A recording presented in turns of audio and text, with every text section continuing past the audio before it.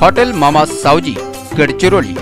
मनपसंद चविष्ट आणि स्वस्त फक्त हॉटेल मामा सावजी। हिवाळ्यातील कुडकुडत्या थंडीत आता जलधारा बरसल्या, त्यामुळे अवघा गडचिरोली जिल्हा थंड पडल्याचे चित्र आज पाहावयास मिळाले।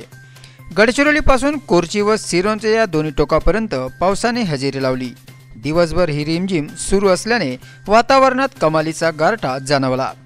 आज पहाटेच्या सुमारास रिमझिम पावसाला सुरुवात झाली, त्यानंतर उघडझाप करीत हा पाऊस दिवसभर जिल्ह्यात बरसत आहे। भामरागड, सिरोंचा, एटापल्ली, मुलचेरा, अहेरी या दक्षिण पट्ट्यांसह गडचिरोली जिल्हा मुख्यालय व उत्तर गडचिरोली जिल्ह्याच्या भागातही हे चित्र पाहावयास मिळाले। या पावसामुळे जिल्ह्यात आयोजित सीएम चषकाचे मैदानावरील सामने रद्द करावे लागले आहेत। दुसरीकडे काही भागात धानाच्या कडपा ओल्या झाल्या आहेत, त्यामुळे शेतकऱ्यांना फटका बसला आहे।